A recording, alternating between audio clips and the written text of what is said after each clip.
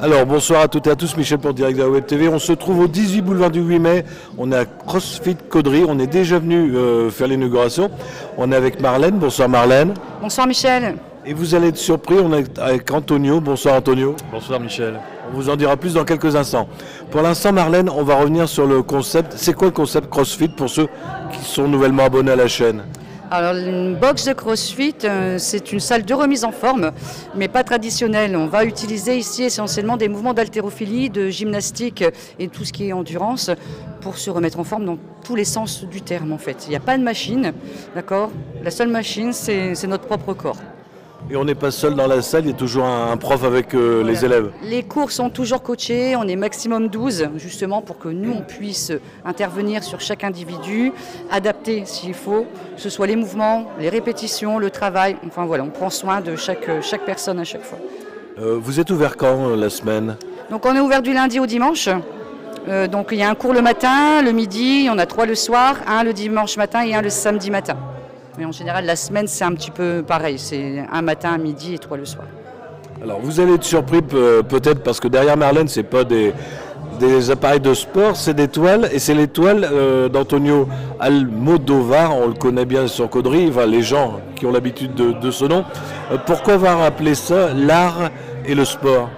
Eh bien, parce que je trouve que le sport ressemble à de l'art. Quand vous prenez un sportif qui excelle dans son niveau, je trouve que c'est artistique. Prenez un footballeur qui jongle avec son ballon, enfin, c'est assez impressionnant. Prenez des gymnastes, le patinage artistique, on appelle bien ça artistique. Et du coup, je trouve que le sport et l'art, ça se ressemble beaucoup en fait. Donc voilà. Alors vous avez pris dans la salle aujourd'hui, et ça va durer une semaine. C'est bien ça. Antonio, alors nous on se connaît, mais alors les gens qui nous regardent ne te connaissent pas, un ancien caudrésien. Tout à fait, un ancien caudrésien, un ancien dessinateur en dentelle. On ne peut pas être plus caudrésien qu'un état dessinateur dans la dentelle. Alors, tu es venu avec tes œuvres, moi je les trouve originales. L'inspiration, elle vient de où ? L'inspiration, c'est pas vraiment ça le terme pour moi. Pour moi, c'est plutôt une rencontre avec un film, avec une actrice, avec une image. C'est toujours une image. Il y a toujours je suis toujours frappé par quelque chose, une émotion. Et c'est ça qui déclenche l'envie de faire un tableau. On peut dire que c'est une inspiration, mais disons que c'est pas moi qui décide de cette inspiration. Alors ce que j'ai remarqué aussi, c'est, bon, on parle de toile, mais les supports sont variables.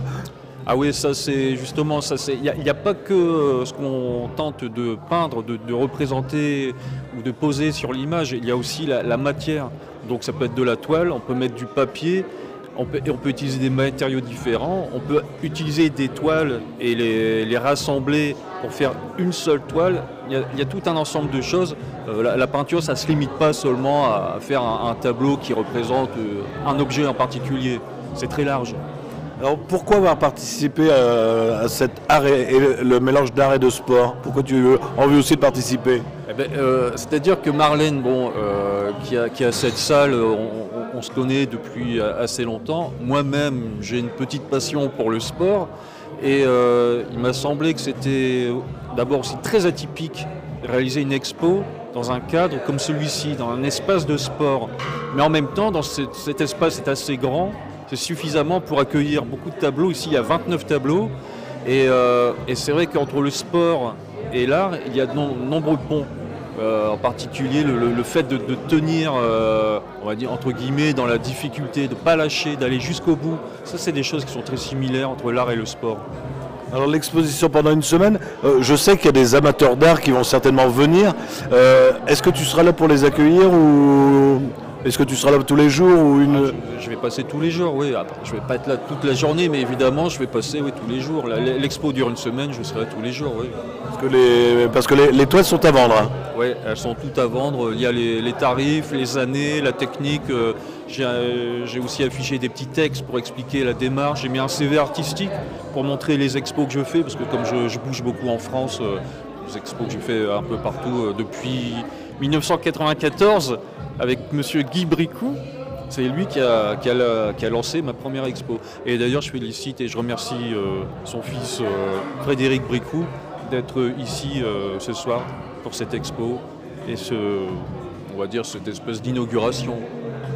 Alors, ça sera visible pendant une semaine et aux heures d'ouverture de la salle. Tout à fait. Donc il ne faut pas hésiter à rentrer juste pour admirer les tableaux et pourquoi pas craquer sur l'un d'eux.